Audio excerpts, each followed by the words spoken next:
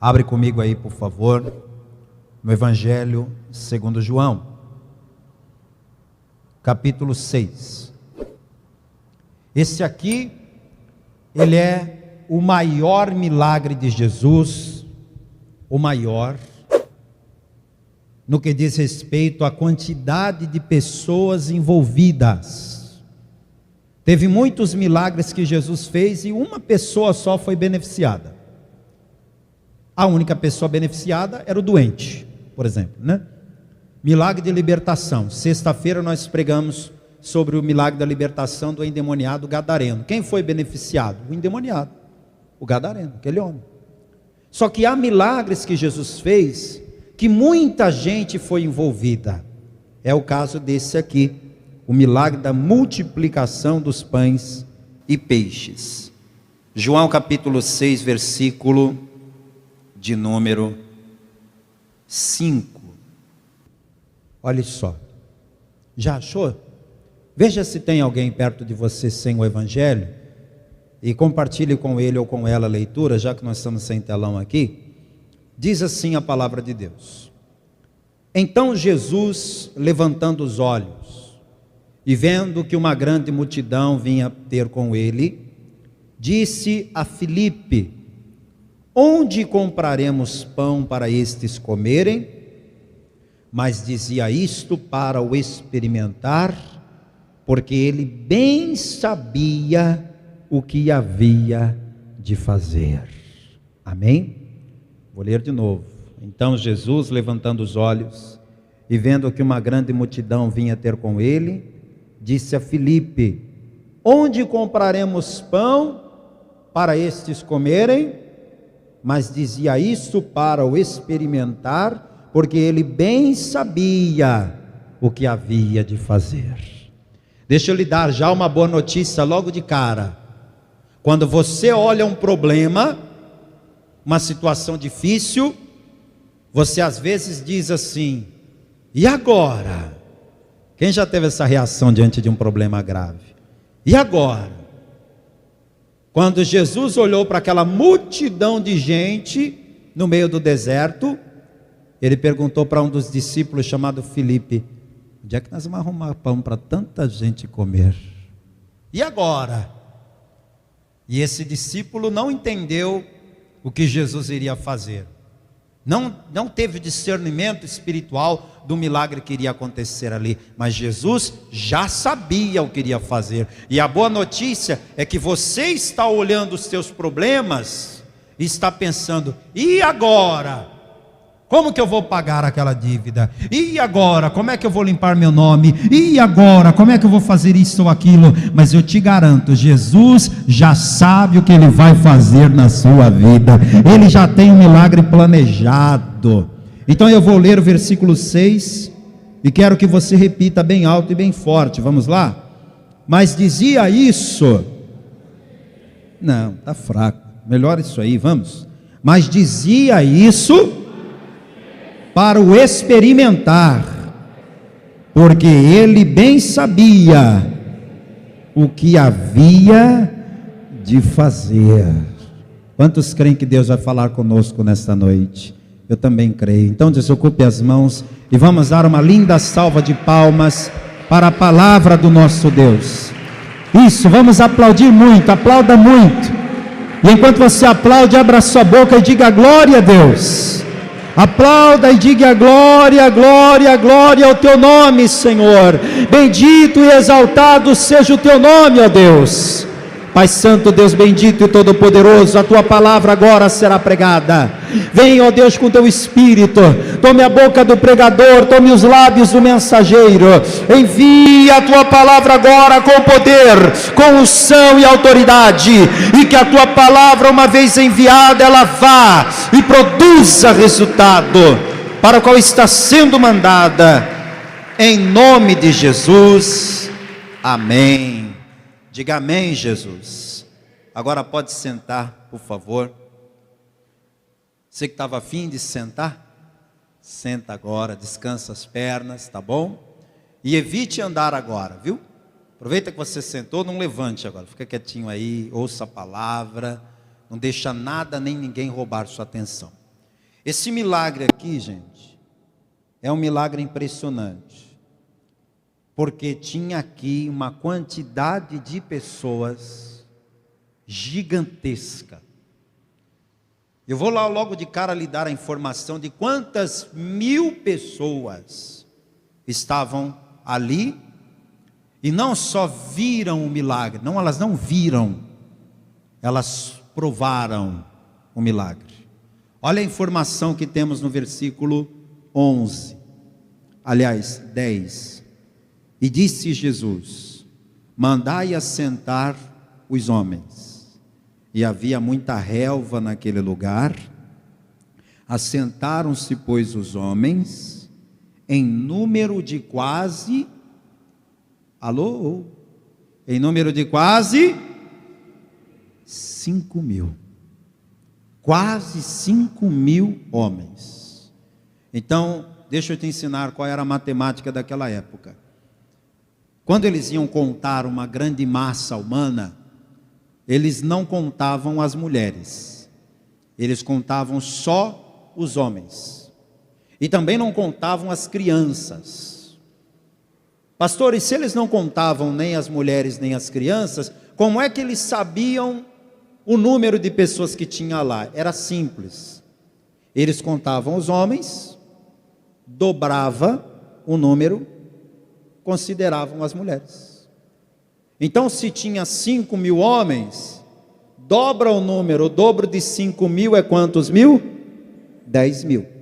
Então, tinha 5.000 homens, dobra 10.000, incluindo as mulheres.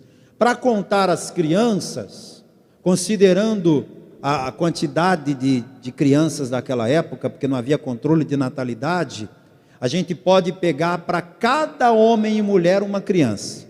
Para cada homem e mulher. Porque aí vai considerar aqueles que não tinham filhos, em virtude daqueles outros que tinham 3, 4, 5. Então, pegava-se o número de homens e mulheres, dobrava. Então, se já temos 10.000 só em homens e mulheres, se a gente dobrar esse número de 10.000, a gente fica com quantos? 20.000 pessoas.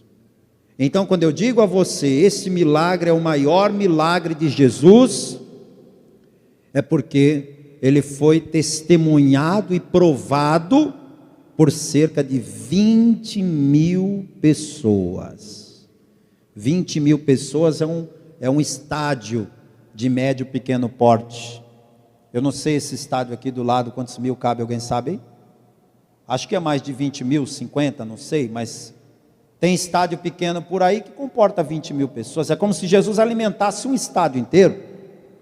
E como foi que esse milagre aconteceu? Eu quero ler com você. Venha comigo aqui no capítulo 6, versículo 3. E Jesus subiu ao monte e assentou-se ali com seus discípulos. Então Jesus, levantando os olhos e vendo que uma grande multidão vinha ter com ele, disse a Filipe: onde compraremos pão para estes comerem? Jesus subiu no monte, os discípulos foram com ele. O que a multidão fez? A multidão foi atrás. E a multidão ficou ali no pé do monte, pensando assim: Jesus subiu ao monte, e quando ele desce do monte, ele que já tem poder, ele desce com mais poder ainda. Ele desce com mais virtude ainda, com mais unção ainda. Então eu não vou sair do pé do monte, eu vou ficar aqui. E por mais que Jesus ficasse horas e horas lá em cima no monte, o povo ficava lá no pé do monte, porque sabia que dali ele não iria embora. Pensaram, alguma hora ele vai descer do monte. E a hora que ele descer do monte, cheio de virtude, cheio de poder, ele vai me curar. Quem compreendeu o raciocínio do povo? Então eles ficaram ali, em volta do monte. Jesus acabou de orar, e ele estava cansado, ele sentou ali mesmo, sentou ali. Os discípulos sentaram ao lado de Jesus, e eu tenho uma ideia de que naquele dia quem sentou do lado de Jesus foi o Filipe. E aí o Filipe ficou ali do lado de Jesus. E Jesus olhou para o Filipe assim e falou: você está vendo aquele tanto de gente lá embaixo? Olha lá, Filipe, olha lá. Está vendo? Aquele povo todo que está ali embaixo está esperando por mim. O problema é que eles não comeram nada. Tem gente que veio de longe, e se a gente não der alguma coisa para eles comerem, eles não vão nem conseguir chegar em casa. Filipe, onde compraremos pão para estes comerem? Jesus não fez essa pergunta no centro de Jerusalém, onde tinha mercados e comércios. Jesus perguntou isso no meio de um deserto. Ele está no alto do monte, a multidão está lá embaixo, mas onde é que fica aquele monte que Jesus está? No meio do deserto. Não tinha comércio, não tinha venda, não tinha ambulantes, não tinha nada. Quando Jesus perguntou para Filipe: onde vamos comprar pão para todo mundo comer? A resposta do Filipe poderia ter sido natural ou espiritual. Se ele estivesse na fé que Jesus estava, ele teria dito assim para Jesus: Senhor, de cada grão de areia que está no chão, de cada pedra que está no chão, de cada galho de folha que caiu no chão, o Senhor pode fazer um pão para esse povo comer. E se o Filipe tivesse dito isso aqui, eu ia bater palma para ele, mas ele não disse isso. Ele deu uma resposta natural. Qual foi a resposta? Verso 7. Filipe respondeu-lhe: 200 dinheiros de pão não lhes bastarão para que cada um deles tome um pouco. A resposta do Filipe foi categórica: Jesus, sem chance.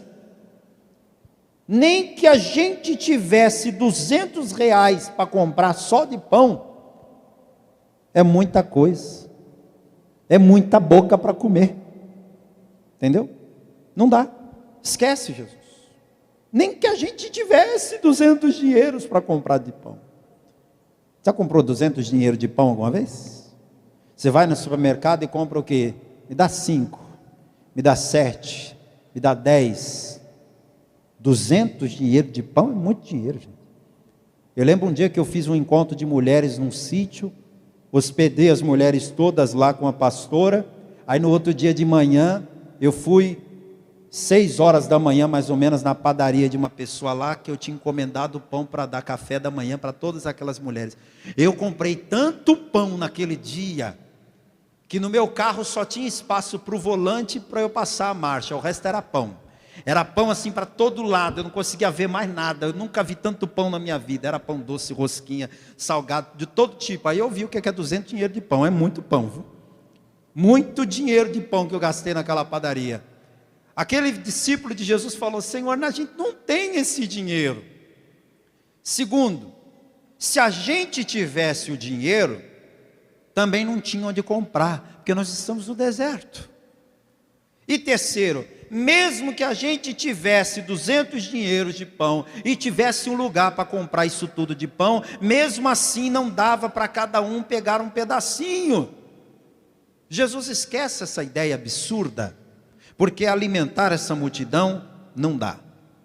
Se você for para os outros evangelhos, porque os 4 contaram essa história desse milagre, de tão relevante que ele foi, só 2 milagres de Jesus, anote essa informação, só 2 milagres de Jesus estão nos 4 evangelhos, só 2, a ressurreição de Jesus e a multiplicação dos pães e dos peixes.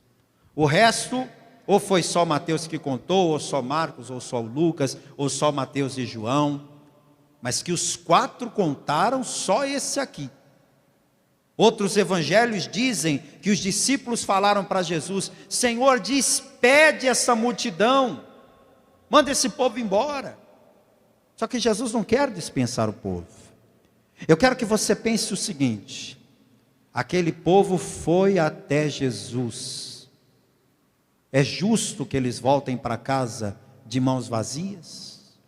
Você veio aqui por causa de Jesus. Quem veio aqui por causa de Jesus? Você acha que Ele vai te mandar para casa vazio, sem nada, sem nenhuma bênção? Aqueles discípulos que falaram, despede a multidão, eles não tinham amor pelas almas. Jesus falou, eu vou mandar ninguém embora, nós vamos dar de comer para eles. Aí, como Jesus insistiu na ideia, os discípulos desceram um monte e disseram, Jesus, nós vamos ver o que a gente arruma. Aí o verso 8 diz que um dos discípulos voltou. Versículo 8.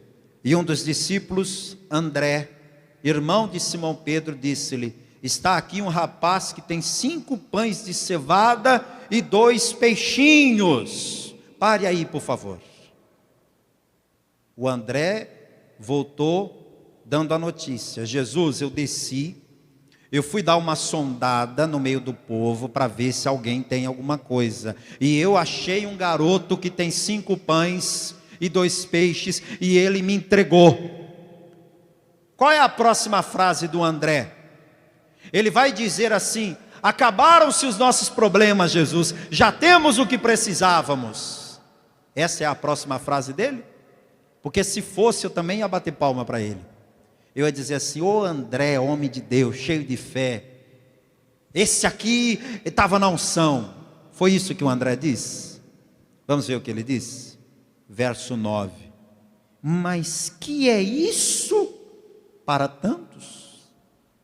Ele vem dizendo, trouxe para o Senhor 5 pães e 2 peixes. Mas logo em seguida ele diz, mas não significa nada, não vai servir para nada, porque 5 pães e 2 peixes, o meu irmão Pedro come sozinho. 5 pães e 2 peixes não dá para nada. Você está percebendo a visão desses discípulos? Quem está percebendo? Eles estão olhando para a situação com os olhos físicos. Deus te trouxe aqui para te ensinar a ver as coisas com os olhos da fé. O apóstolo Paulo disse que nós não andamos por vista, nós andamos por fé. Se você olhar hoje, me desculpe eu tocar nesse assunto, mas é que os milagres de Jesus às vezes vão falar de finanças. E esse milagre aqui fala de finanças.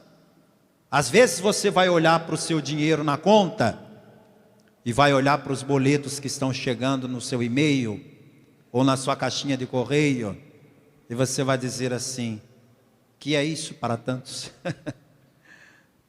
O que é esse dinheiro para tantos boletos, para tantas despesas, para tantas contas? E você vai olhar para a sua renda, e depois vai olhar para a sua despesa, e vai se enxergar como aqueles discípulos no meio daquela multidão faminta, com apenas 5 pãezinhos. Mas eu quero lhe dizer uma coisa, o mesmo Jesus que estava com aqueles discípulos para multiplicar, Ele está aqui nesse lugar, Ele está com você para multiplicar aquilo que você tem. Hoje o milagre da multiplicação vai começar a acontecer na sua vida. Levante a mão direita e diga, hoje o milagre da multiplicação vai começar a acontecer na minha vida. Jesus desistiu daqueles homens. Primeiro foi o Filipe, sem fé nenhuma. Desculpa aí, viu, Filipe? Sem fé nenhuma. Depois veio o André, outro sem fé. Aí Jesus falou, quer saber? Manda todo mundo sentar, vai. Ainda bem que ele parou antes de chegar no Tomé, né? Já pensou se chega? Parou de perguntar a opinião dos discípulos e falou, manda sentar todo mundo. Aí mandou sentar todo mundo, 5.000 homens, dobra para ter as mulheres 10.000, dobra o número para ter as crianças, 20.000 bocas para alimentar. Muita gente, não é? Muita gente. Como é que Jesus vai operar esse milagre? Agora está o auge desta mensagem de hoje, verso 11, e Jesus tomou os pães. Vocês estão com as mãos livres aí, eu estou segurando o microfone, então me ajuda a pregar. Jesus tomou os pães. Quantos pães eram? Faz uns 5 aí para mim, por favor. Jesus tomou os pães, 5 pães, verso 11. E Jesus tomou os pães e, havendo dado graças, que o partiu pelos discípulos, e os discípulos pelos que estavam assentados, e igualmente também os peixes, quantos eles queriam.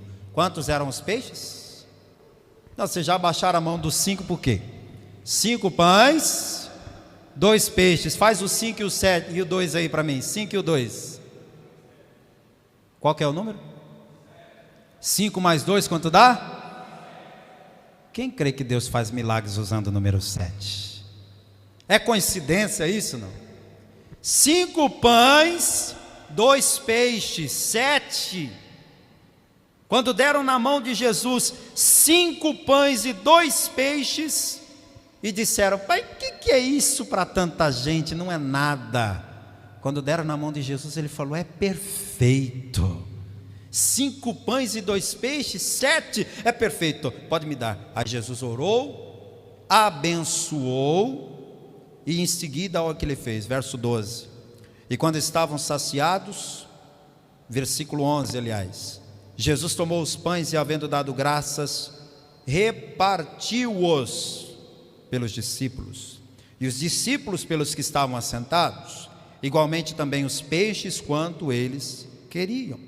E quando estavam saciados, disse aos seus discípulos: recolhei os pedaços que sobejaram, para que nada se perca. Recolheram-nos, pois, e encheram 12 cestos de pedaços dos 5 pães de cevada que sobejaram aos que haviam comido. Pode aplaudir o Senhor, porque não só deu, como sobrou. Sobrou. Os 5 pães e os 2 peixes foram suficientes para alimentar 20.000 pessoas. E além de alimentar essas 20.000 pessoas, sobraram 12 cestos cheios.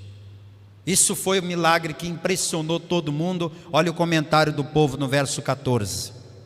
Vendo, pois, aqueles homens o milagre que Jesus tinha feito, diziam: este é verdadeiramente o profeta que devia vir ao mundo.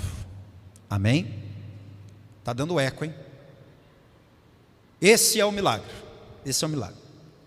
Agora, dentro do milagre, eu vou lhe dar um ensinamento para a vida financeira. Quem quer receber um ensinamento grande para a vida financeira? Não sou economista, não sou contador, mas o que eu aprendi com a palavra de Deus eu posso te ensinar. E a palavra de Deus ensina a gente em todas as áreas da vida. Hoje você vai ter uma aula de economia com Jesus, uma aula de administração financeira com Jesus. Quem quer essa aula? 4 segredos da multiplicação, gente. 4 segredos, baseado no milagre da multiplicação que Jesus fez, e vai fazer uma segunda vez depois, só que eu vou pregar isso outro dia. Eu aprendo 4 segredos. Anote aí o primeiro segredo. Primeiro segredo de multiplicação, e esse segredo você aplica em qualquer área da sua vida. Você aplica no seu negócio próprio, você aplica no seu emprego, você aplica no seu ministério, você aplica para qualquer coisa. Primeiro, creia que o pouco pode se multiplicar. Esse é o primeiro segredo. Creia que o pouco pode se multiplicar. Se Jesus pegasse aqueles 5 pães e 2 peixes e fosse na ideia de André, o que ele ia dizer? Isso que não dá para nada. Isso aqui não é nada, isso aqui não dá para nada, devolve para o menino que deu, agradece, joga fora, se livra disso, porque vai dar briga. Imagina, 20.000 pessoas querendo comida, eu mando todo mundo sentar dizendo que vou dar alimento, e vocês me aparecem aqui com 5 pães e 2 peixes? Vocês estão de brincadeira com a minha cara? Era para Jesus ter reclamado, não é? Mas Jesus não reclamou. Jesus não murmurou, Jesus não amaldiçoou. O que é que Jesus fez com aqueles 5 pães e 2 peixes? Eu quero ir em Mateus com você. Eu te falei que os 4 contaram essa narrativa. Vem comigo em Mateus, capítulo 14, versículo 19. Mateus 14, 19. É o mesmo milagre, só que agora é outra pessoa contando.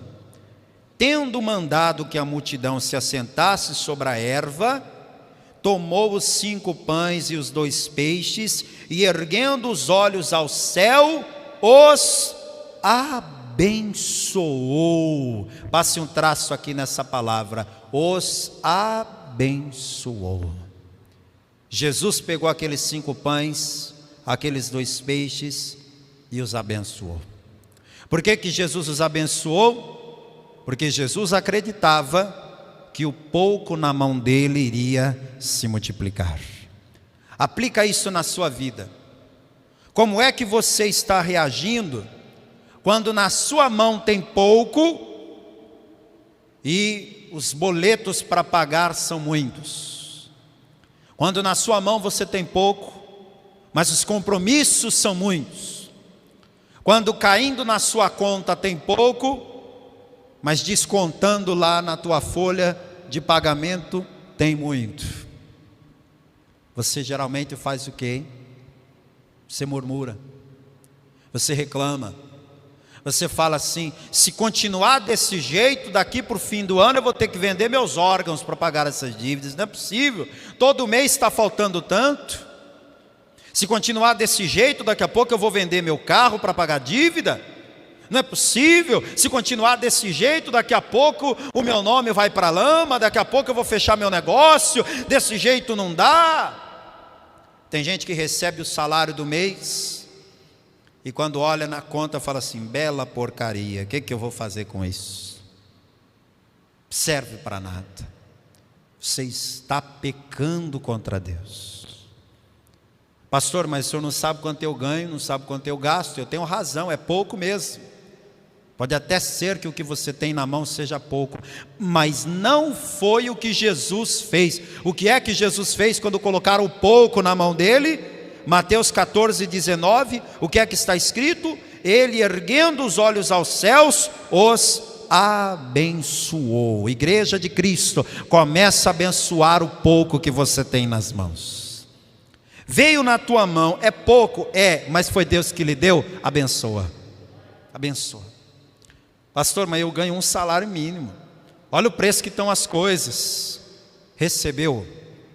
Faça uma oração, diga: Senhor, isso aqui é meus 5 pães e meus 2 peixes. É pouco, é, mas o Senhor pode multiplicar. Ora, abençoa. Caiu na sua conta aquele dinheiro, não era o que você estava esperando, não murmure não, não reclame não, abra a tua boca e diga: Senhor, obrigado, eu abençoo esse valor que eu recebi, porque eu creio que o pouco na minha mão vai se multiplicar, e assim Deus fará na sua vida, para a glória dele. O pouco vai começar a se multiplicar. E quando eu falo desse pouco, não é pouco dinheiro apenas, às vezes é poucos clientes. A tua loja precisava de mais movimento, mais gente, não é? Você está só com um pouquinho de cliente. Ao invés de você ficar reclamando: a loja do fulano ali está lotada, a loja do ciclano aqui está bombando, mas a minha, olha aqui, ó, acabada. Entra ninguém, quando entra para beber água, quando entra, pergunta e não compra nada. Estou perdendo meu tempo aqui. Pare de amaldiçoar, pare de reclamar, comece a crer que o pouco vai se multiplicar. Então a coisa, ela só acontece quando há fé. O milagre da multiplicação é como qualquer outro milagre. Qual é o ingrediente número 1 para fazer milagre? Fé. Então você tem que crer que o pouco vai se multiplicar. Já avisou o irmão do lado aí? Avisa para ele agora: creia que o pouco que você tem vai se multiplicar. Creia nisso. O segundo segredo, gente, sabe qual é? O segundo segredo, que eu acho isso aqui incrível, incrível, e não é só no milagre que Jesus vai ensinar isso, não, porque ele falou isso em vários outros lugares. As pequenas coisas, anote isso aí, as pequenas coisas são o alicerce das grandes coisas. Vou repetir: as pequenas coisas são o alicerce das grandes coisas. Jesus contou uma parábola aqui em Lucas 15, que se encaixa muito bem nesse raciocínio que nós estamos fazendo. Venha comigo aqui em Lucas 15, por favor.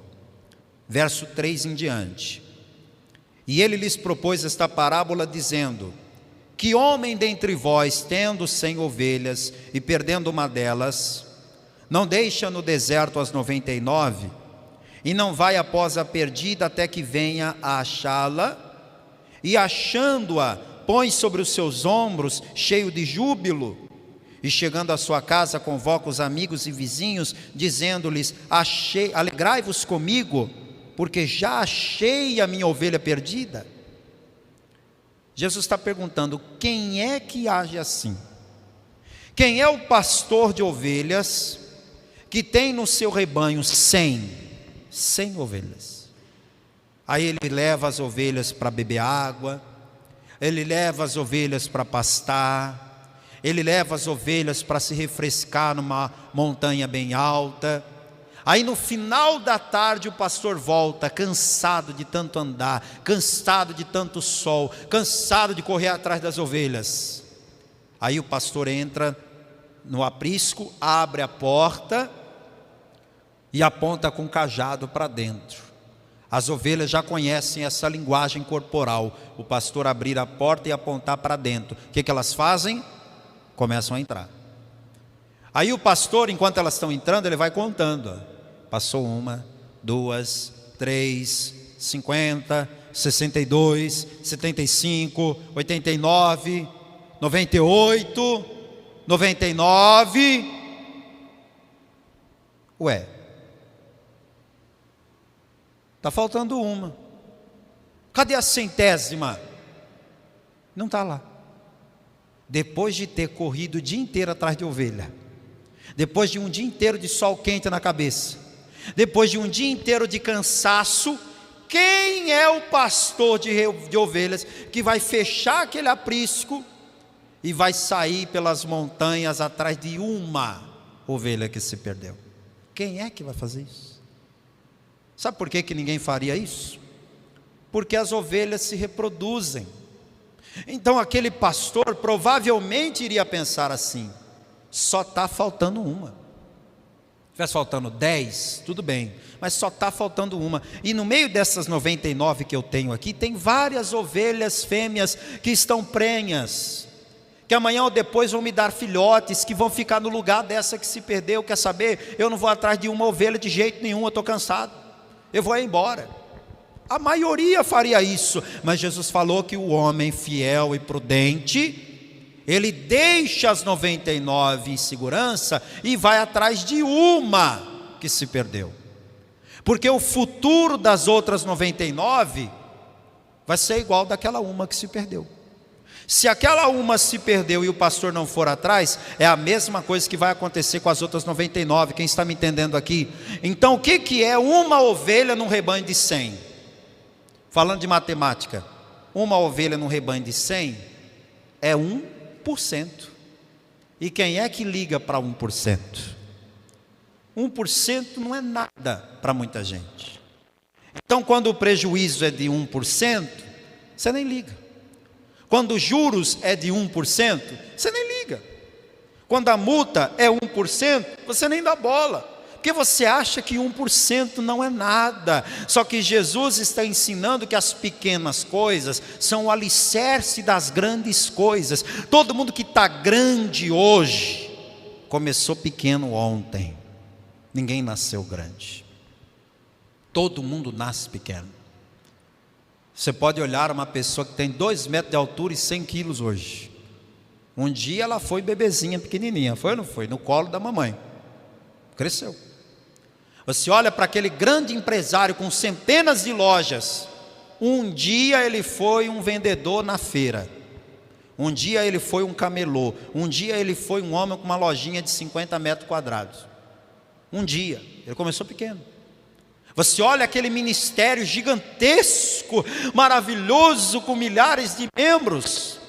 Um dia foi uma igrejinha num bairro pobre da cidade. Quem está me entendendo aqui? O pequeno um dia vai ser grande. Profetiza para alguém do lado: o pequeno um dia vai ser grande. Você está pequeno hoje, Deus pode te fazer grande amanhã. Receba esta palavra.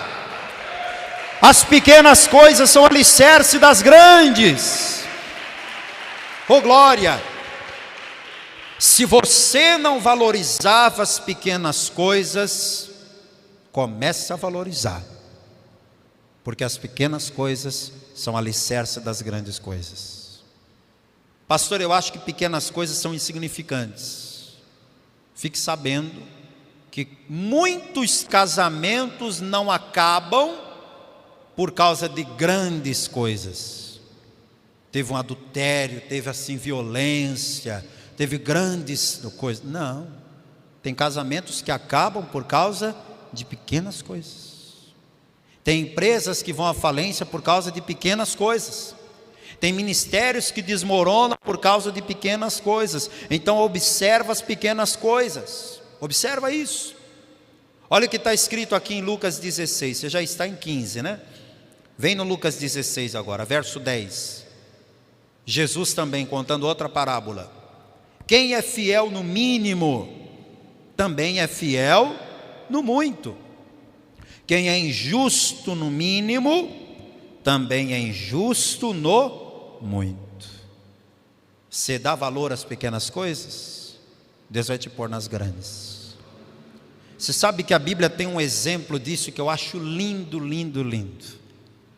Um dos políticos mais importantes da história, não só da história da Bíblia, mas da história do mundo antigo. Sabe quem foi? Zafenat Paneia. Esse é o nome dele egípcio. O nome hebreu dele, você sabe qual era? José, filho de Jacó. O homem mais importante da política do mundo antigo foi esse homem aí, José. E o que ele foi? Ele foi um empregado na casa de um homem chamado Potifar. E na casa de Potifar, de que ele cuidava? Não, pensa comigo, o que é que José administrava na casa de Potifar? Quer saber mesmo? O dinheiro da feira. Era isso aí que ele administrava. Potifar toda semana dizia para ele assim: compra a feira para fazer a comida aí para todo mundo. Quer saber o que José administrava na casa de Potifar? Eu estou parafraseando para os dias de hoje, tá? O dinheiro da conta de luz. José, vá lá na lotérica lá pagar a conta de luz. Nos dias de hoje era isso. Ele dirigia o quê? Uma casa, as despesas de uma casa, porque o Potifar era um oficial de alto padrão, trabalhava com o rei, ele não ficava preocupado em pagar as contas de casa, então José fazia isso para ele.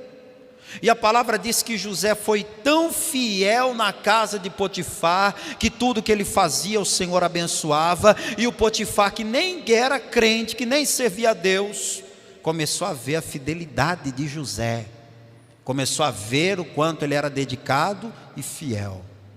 Deus pegou José da noite para o dia e colocou ele como o homem mais importante da terra do Egito, sem mais nem menos. Primeiro Deus colocou ele no pouco, na casa de Potifar. Se ele não fosse fiel na casa de Potifar, ele teria sido governador da terra do Egito? Não. Às vezes Deus te coloca lá na casa de Potifar. Você tem sonhos grandes, não é? Quem tem sonhos grandes aqui? Tem a vergonha de dizer não? Tem que ter mesmo. Você tem sonhos grandes, né? Aí Deus te coloca num sonhozinho desse tamanho aqui e diz: realiza esse aqui primeiro. Você quer algo grande, não é? Mas cuida disso aqui primeiro. Você quer andar de Land Rover, né? Tá, mas cuida primeiro desse Fiat aqui. Cuida primeiro desse golzinho quadrado aqui que eu vou lhe dar, desse golzinho bolinha. Você quer, né, morar numa cobertura bonita, né? Tá, mas zela primeiro aqui dessa casinha que é a herança do teu avô, que as paredes já estão caindo, vai lá, cuide. Seja fiel no pouco. Você quer muito, sonha com muito. Não tire os olhos das grandes coisas. Continue olhando para as grandes coisas e dizendo: eu chego lá, eu vou ter isso aqui, eu vou alcançar isso aqui. Mas ao mesmo tempo que você não tira os olhos das coisas grandes, valorize as pequenas. Quem está entendendo a mensagem? Isso aqui Jesus ensinou. Só tem 5 pães e 2 peixes? É isso que a gente precisa, me dá aqui. Valorizou as pequenas coisas. O terceiro segredo da multiplicação, aí eu volto com você lá para o milagre da multiplicação em João 6, verso 12. Volta lá comigo. Evangelho segundo João, capítulo 6, verso 12, diz que quando estavam saciados, disse aos seus discípulos: recolhei os pedaços que sobejaram, para que nada se perca. Olha a preocupação de Jesus. Ele sentou lá, esperou os discípulos darem de comer para todo mundo com o pão e o peixe que ele abençoou. Quando os discípulos voltaram com um sorriso no rosto, dizendo: Jesus, precisava ter visto, foi legal demais, a gente tirava o pão aqui e dava para o povo.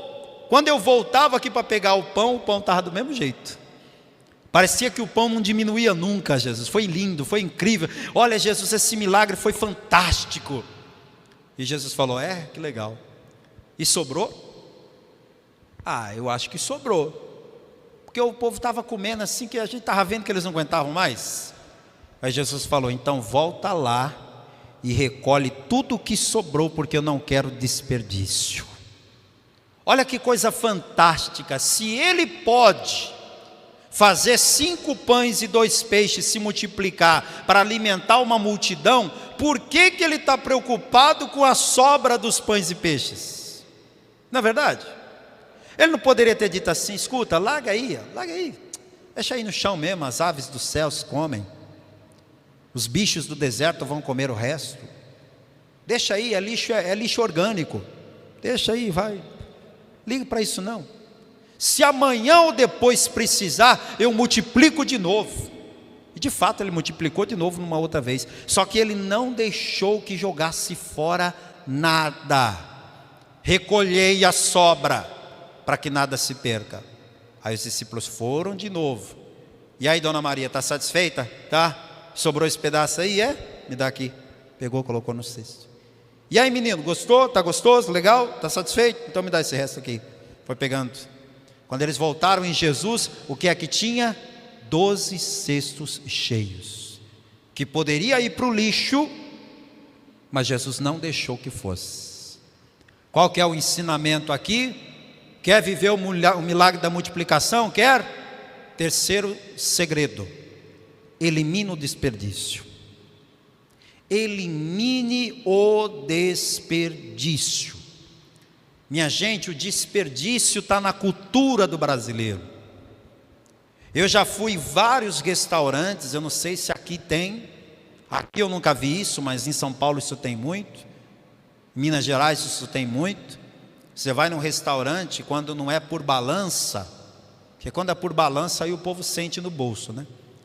Mas se for um self-service sem balança, o dono do restaurante tem que colocar lá: taxa de desperdício, R$5. Que é para quê? Se a pessoa largar no prato, ela tem que pagar uma taxa a mais. Alguém já viu isso em algum restaurante? Já viram já? Pois é, aqui tem isso. Porque senão o zoião pega 5 pedaços de carne, né? O olho grande vai lá e pega 5 pedaços de carne, quando ele come o segundo ele já está cheio. Aí o terceiro entra forçado. O quarto já não vai de jeito nenhum. Aí a pessoa diz assim: não, eu vou deixar no prato aqui, é só jogar um macarrãozinho por cima. E o coitado do comerciante está pagando caro no quilo da carne, está pagando caro na comida. Aí ele vai taxar, e está corretíssimo, tem que taxar mesmo. No final do dia, os restaurantes jogam centenas de quilos de comida fora. E é só os restaurantes? Só o restaurante? Vai olhar o lixo da tua casa no final do dia? Vai olhar. É porque você não junta, todo dia você põe lá na lixeira lá de fora, não é? Se você juntasse o lixo da sua casa por uma semana, você ia olhar o tanto de comida que você e a tua família estão jogando fora. É só com comida que existe desperdício? Foi feita uma pesquisa que é tão absurda que é difícil de acreditar. Mas essa pesquisa que foi feita diz que as construções brasileiras desperdiçam tanto material de construção que com o material que é desperdiçado em construção no Brasil, daria para construir centenas de casas populares. Centenas. Só com as coisas que são desperdiçadas. É para comprar um metro, compra 2. É para comprar 2, compra 5. É para comprar 5, compra 8. E aí está sempre sobrando. E aquilo que sobra, desperdiça. Aí a pessoa fica pedindo para Deus multiplicar. Deus não vai multiplicar para quem desperdiça. Fecha a cara aí agora. Vai, fecha a cara. Fale para alguém do lado assim, para de desperdiçar, irmão. Para. Está desperdiçando comida, está desperdiçando dinheiro. Dinheiro, tem gente que desperdiça dinheiro. Sabe como? Comprando coisas que você não vai usar, só para impressionar alguém uma vez ou outra, ou só para tirar uma foto e dizer que foi às compras. Ou então você compra só para satisfazer a sua mente, porque comprar gera na gente aquele sentimento de alegria, não é? Mas nas mulheres, nos homens é de desespero, né? Mas nas mulheres, né? Dá aquele sentimento de alegria, aí eu vou lá comprar. Nem estou precisando, mas vou lá e compro. Não vou usar. Desperdício. Quantas peças de roupa tem no seu guarda-roupa que você não usa, ou talvez nunca usou e provavelmente nunca vai usar? Mas se falar para você doar, você vai dizer, tá é doido, eu paguei foi 150 nessa blusa aqui, vou dar assim de graça? Paguei 200 esse sapato, vou dar de graça? Não, vou não.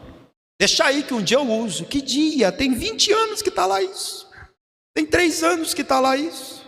Está desperdiçando, né? O que mais você anda desperdiçando? Seu tempo. Seu tempo é precioso demais. Você está desperdiçando o seu tempo nas redes sociais. Até as redes sociais dão dinheiro. Hoje você não está sabendo usar. Está desperdiçando o seu tempo. Está desperdiçando. O que mais que você desperdiça? Jesus falou, elimina o desperdício. Eu não quero desperdício. Aí por último, volta comigo para João, capítulo 6. Qual que é o quarto segredo da multiplicação? Aliás, isso aqui eu quero ler em Mateus. Lá em Mateus capítulo 25, Jesus contou uma parábola, que é a parábola dos talentos. Você já sabe que Jesus multiplicou os pães e peixes e sobrou 12 cestos cheios, não é? Você já sabe disso. Agora em Mateus 25, Jesus contou uma parábola onde ele disse que um homem muito rico chamou os seus empregados, para um deu 5 talentos, para outro deu 2 talentos, para um deu 1 talento. Esse talento não tem nada a ver com habilidade, viu? Não é talento de cozinhar, talento de cantar, talento de dançar. Não, é talento. Esse talento aqui é uma medida de peso. Sabe quanto valia um talento? 35 quilos. Quilos, eu falei. Então, se fosse 1 talento de prata, era quanto de prata? 35. Quem queria um talento de prata aí? 35 quilos de prata? Me ajuda aí, hein? Muda a sua vida, não muda? E se for 1 talento de ouro, 35 quilos de ouro. Já tem gente olhando para a aliança assim, pensando, né? Isso aqui tem 300 gramas, paguei em 24 vezes no cartão, imagina 35 quilos de ouro. Imagina 2 talentos. Teve um que recebeu 2. Imagina 5, faça as contas, 5 talentos de ouro, vezes 35 quilos. Quantos quilos de ouro era? Uma fortuna. Que ele deu na mão dos empregados e falou, negocia, cuida. Quando eu voltar a gente acerta. Quando ele voltou, o que ganhou 5, tinha negociado, multiplicado, e estava com 10. 100% de lucro, dobrou. O que recebeu 2, fez o mesmo que o de 5. Trabalhou, multiplicou, dobrou. E o que recebeu 1? Não diga que é pouco, porque 1 talento é 35 quilos de ouro. Coisa que a gente nunca viu de perto. E ele ganhou 35 quilos de ouro. E o que ele fez? Trabalhou, negociou, investiu, fez o quê? Enterrou. Devolveu para o patrão exatamente o que tinha recebido, 35 quilos. O que esse homem fez? Você vai ler em casa porque não dá tempo aqui. Só vou lhe situar, está em Mateus 25, do 14 em diante. O senhor daqueles 3 empregados elogiou o primeiro. Falou, você administrou bem e fez sobrar. Servo bom, servo fiel. Foi fiel nesse pouco aqui? Sobre muito te colocarei. Pensa na riqueza desse senhor, porque ele chama 5 talentos de ouro de pouco. Ele disse, eu te dei 5 talentos, eu te dei o pouco, você foi fiel, vou lhe dar o muito. Ele chama o segundo e diz, eu te dei 2, você multiplicou, fez sobrar, não é? Me devolveu 4, vou lhe dar muito mais. E o que recebeu 1 só e enterrou? Foi elogiado? Servo bom, está me devolvendo direitinho. Não. Servo mau e negligente, se eu quisesse guardar, eu tinha guardado no banco. Ia render juros. Por que você não negociou? Por que você não fez multiplicar? Então, o que eu quero te ensinar aqui? Que o quarto segredo, anote aí, o quarto segredo é: faça sobrar. Porque sobrando, Deus acrescenta mais. Vou repetir, o quarto segredo da multiplicação é fazer sobrar. Porque sobrando, Deus acrescenta mais. Nós estamos falando de finanças aqui, não estamos? De recursos. Se você administra os seus recursos de forma que está sempre faltando, não adianta nem você pedir para Deus te dar mais. Porque se Deus der mais para quem não está administrando o que já tem, Ele está lhe dando mais corda para você se enforcar mais ainda. Por quê? Porque você já está enrolado ganhando 1.000, se você ganhar 2.000, você vai ficar mais enrolado ainda. Porque você ganhando 1.000, você já quer gastar 2, imagina se você ganhasse 2, você ia gastar 5. Imagina se você ganhasse 5, você ia gastar 15. Então você primeiro tem que colocar na sua cabeça que o que você tem nas mãos tem que sobrar. Fala para quem está perto aí, tem que fazer sobrar. Tem que fazer sobrar. Não interessa quanto você ganha no mês e nem quanto vai sobrar, mas tem que sobrar. Você tem que ganhar o seu salário, pagar o que está devendo, pagar o que comprou, fazer o que tem que fazer e no final do mês tem que sobrar. Nós estamos perto do final do mês, hoje é dia 24. Se você fizer um balanço hoje, está sobrando? É claro que está, pastor. Tem uns 3, 4, 5 boletos que está sobrando, que eu não paguei ainda. Provavelmente vai ficar para a segunda quinzena do mês que vem. Não. Fazer sobrar dinheiro do seu salário todo mês. Pastor, eu não sou esse tipo de gente que consegue administrar e fazer sobrar. Enquanto eu ver um númerozinho do lado do zero lá na minha conta, eu penso, o que é que dá para comprar com isso? Você é desses, né? Vem no culto de sexta-feira aqui receber a oração da libertação, porque você precisa ser liberto. Esse consumismo que está em você precisa sair. Você precisa ser racional um pouco. Você precisa pensar, eu não posso gastar tudo o que eu tenho. Eu tenho que fazer sobrar. Pastor, eu não sei mesmo fazer sobrar. Pede ajuda do teu banco.